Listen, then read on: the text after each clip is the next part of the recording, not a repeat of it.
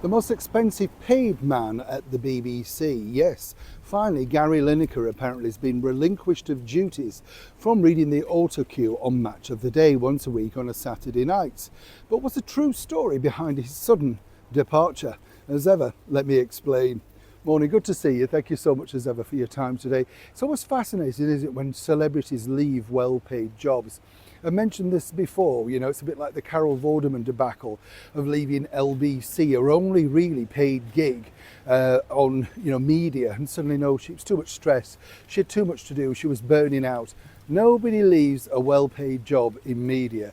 I speak from experience. You either get fired, removed, or you simply don't get renewed. It's as simple as that. They just basically were refreshing.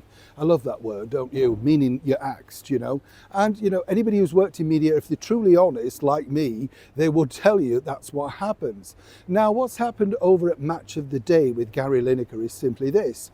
The barrage of abuse, all thanks to his own stupidity, with tweets and social media messages and all the wrong messaging. When you're in a position of power, particularly the most lucrative and paid person at the BBC, you would have thought, well, if I like this job, I'll keep it stum.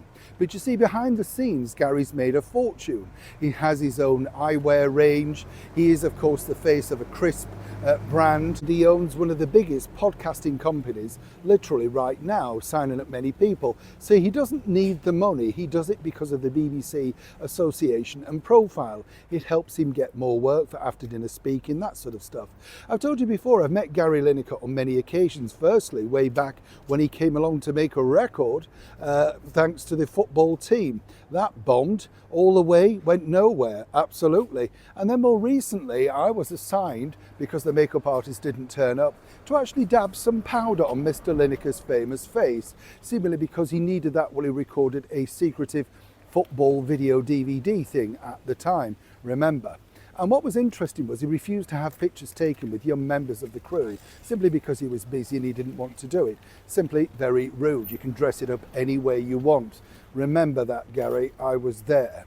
Now, what's fascinating about this is people are saying, oh, well, he's now finally leaving. Well, not quite, in fact, because what truly is this. Yes, they will have to pay him off a very substantial amount.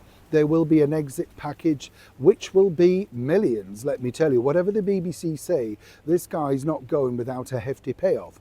And on top of all of that, they're planning to bring him back for special sporting occasions. Now, why not just cut your losses? Clearly, people do not like him and are very offended by his presence and what he's saying. So he's going to continue to do that on social media, yet you plan to bring him back. Now, this is where the BBC are simply failing.